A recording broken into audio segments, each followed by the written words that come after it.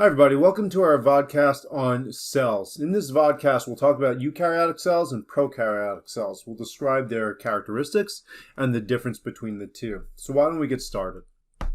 Now the first cell we'll talk about are eukaryotic cells. Eukaryotic cells are found in most of all living things on Earth. They include protists, which are single-celled eukaryotic cells. Then you have multicellular eukaryotic cells such as fungi, which includes molds and mushrooms, plants, and animals. Now what makes a cell eukaryotic is that it has a nucleus. So when we take a look at this diagram here of this animal cell, we see that there's this big round wiffle ball in the middle of the cell. This structure here is called the nucleus. And what's important about the nucleus is that your DNA is enclosed inside of it. So our genetic material is in this vault in the cell, and it doesn't float freely around the cell. In addition to that, eukaryotic cells have these structures called membrane-bound organelles, or really we just call them organelles, but they're described as membrane-bound. And the reason why they call them membrane-bound is because if you take a look at the structures of mitochondria, Golgi bodies, endoplasmic reticulum, and lysosomes, you'll notice that they have membranes. So when we take a look at a mitochondria, the blue structure here, we see that has an outer membrane and then an inner folded membrane. And you can see another example here. And that's how you can really identify a mitochondria in a diagram. It's usually a kidney bean shape or a sausage shape, and it has that inner folded membrane on the inside. If we take a look at our Golgi bodies or Golgi apparatus, you can see that there's a membrane, so an outer wall, so to speak, to that structure. Our endoplasmic reticulum here has that as well. And then our lysosomes has that membrane that encloses the inside. So those are what membrane-bound organelles are. Now let's take a look at what they do. Now, those organelles are called organelles because it literally means little organs. So much like your body has organs such as the heart, which transports blood, then your lungs, which brings in oxygen to the blood, and then your stomach and small intestine, which digests food, and then the small intestine absorbs those nutrients into your blood. Those organs work together to put nutrients and oxygen into your blood so your heart can pump them out to your cells. This way, your body can maintain homeostasis. The little organs inside the cells have the same type of jobs. So they all have certain roles and jobs that they do in order for the cell to maintain its homeostasis. So the first one we'll talk about is the nucleus. When you take a look at a diagram of a cell, typically the nucleus is going to have like a bunch of parts to it, like the holes in the membrane, and then the nucleolus in the middle, and then the plasm or the fluid that fills the nucleus, and then the nuclear envelope, otherwise known as the nuclear membrane on the outside. All these things are included in the nucleus. So they're not separate organelles from the nucleus, they're just different parts of the nucleus. So just remember that when you take a look at diagrams. So the nucleus, as we said, contains the DNA, but also controls the activities of the cell. Then we have the cytoplasm. And the cytoplasm is essentially the orange space in this diagram. So it's basically the fluid that fills the cell. So if you imagine the cell as a water balloon, then the water on the inside would be like the cytoplasm. So it just fills up the space inside, and this is where chemical reactions take place as well, and the organelles just kind of float in the cytoplasm. Now, on the outside of the cell, we have what's called the cell membrane. So here's your cell membrane. It's the last or outer layer of the cell itself. And because it separates the outside environment from the inside environment, then this is going to control what goes into the cell and then what comes out of the cell. So your cell membrane is going to control or regulate what passes in and out. Then we have our mitochondria. Our mitochondria is going to be the energy producer of the cell. So it's like the powerhouse of the cell. For your cells to survive and to live, they need energy to carry out functions. Your mitochondria is going to carry out a process called cellular respiration that's going to produce the energy for the cell to maintain its homeostasis. Then we have these little dots that float around in the cell called ribosomes. Now these ribosomes are important because they assemble or make proteins that your body needs to use for chemical reactions. Here we have what's called endoplasmic reticulum, and we call it ER for short because endoplasmic reticulum is a mouthful to say every time you want to refer to endoplasmic reticulum as endoplasmic reticulum. So we call it ER. Now there's two types of ER. First of all, you can find ER usually near the nucleus. Some people get mixed up with the Golgi apparatus out here because they kind of look the same, they're folded membranes, but your ER is usually attached to the nucleus or found closer to the nucleus, while the Golgi bodies are off in the different parts of the cell. Now we have two types of ER. We have rough ER, which has all these little dots on them, and then we have smooth ER, which has no dots.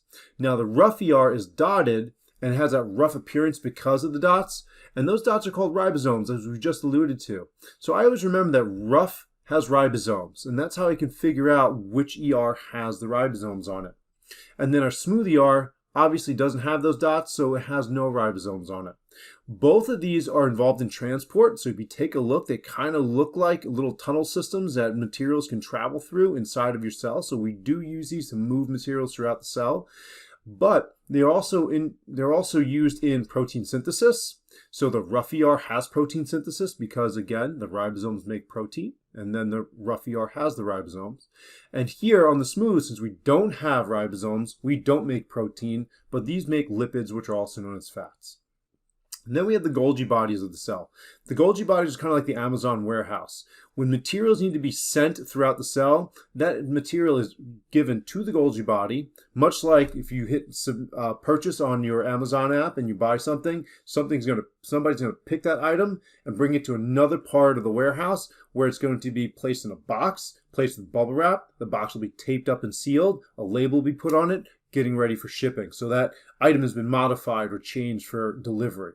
Now, what happens here is the same idea. Something that needs to be transported to a different part of the cell will come to the Golgi body. It'll be modified and changed and then packaged for shipping. Now, when your purchase from the Amazon warehouse is ready to go, it gets dumped into a UPS or transport truck or an Amazon truck and then sent out for delivery.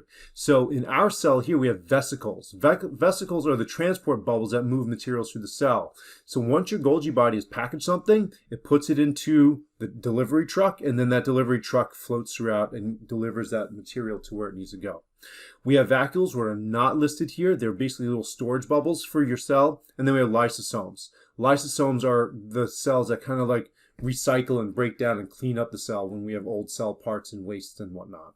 So those are all the different organelles inside the cells, and those are the jobs that they do to keep the cell alive. Now, when we take a look at eukaryotic cells, the ones that you really have to pay attention to are plant cells and animal cells. So there's a couple of differences here. First and foremost, all these structures that are written in black are structures that they both have. So they both have a nucleus, they both have mitochondria, they both have vacuoles, but they're a little bit different. We'll get to that in a little bit. They both have ribosomes, they both have Golgi bodies, ER, cell membranes, and cytoplasm. However, when we take a look at plant and animal cells, there are some differences to make note. So first of all, plants are usually green because they have these green structures called chloroplasts, and those chloroplasts are used to make food through photosynthesis for the cell, whereas the animal cell does not have that. Also, the plant cell has a cell wall, so outside the outer border of a plant cell is a wall itself, and this gives the plant structure and support. Since plants don't have a skeleton to keep them upright, this cell wall is what allows trees to grow and stand tall, grass to grow and stand up, and so forth. So this gives protection and support, and then the cell membrane is found on the inside of the cell wall. So it's almost like your house. You have the outer wall of your house and then the wallpaper, or maybe even the paint on the inside of the wall that lines it. And then we have the vacuoles. As we talked about, they both do have vacuoles, but the plant cell has a large vacuole, which is immense here, versus the little itty-bitty vacuole in the animal cell. But the animal cell also has things such as lysosomes, which digest stuff that plant cells don't have. They have centrioles, which are used for cell division, and the vacuoles are small, as we said. But when we talk about plants and animal cells, you are better off remembering the chloroplast, cell wall, and large vacuole as the differences. And that brings us to prokaryotic cells. Prokaryotic cells are not as busy, as you can see. So prokaryotes do not have a nucleus, so we don't see that big wiffle ball in the middle. Their DNA floats freely around the cell, much like a raft in a pool. It just goes anywhere the current or the wind takes it. The DNA does the same thing. And as we said before, we do not have any membrane-bound organelles, and typically bacteria are the only prokaryotes on Earth. Now, when we compare the two cells together, eukaryotes on the left and prokaryotes on the right, they do have some similarities, such as they both have a cell membrane, sometimes also called a plasma membrane. They both do have ribosomes, and they both have cytoplasm. And in some cases, some areas will say they both have DNA, which is true as well. But there are major differences. So when we take a look at the differences, first of all, eukaryotes have a nucleus, prokaryotes don't. Then if you take a look at a picture of a eukaryote, you notice it has all these organelles, these little organs inside of it, whereas the bacteria, the prokaryotes, do not have that. So because of that, the eukaryotes can carry out complex chemical reactions such as cell respiration to make energy, photosynthesis for food, or protein synthesis or lipid synthesis to make proteins and lipids. Since the prokaryotes don't have all these structures, they can't do all those complex chemical reactions. And then lastly, the difference between the two is eukaryotic cells are found in most living things like protists, fungi, plants, and animals, as I said before, and prokaryotes are only in bacteria. So that's our vodcast, and that's the difference between eukaryotic cells and prokaryotic cells.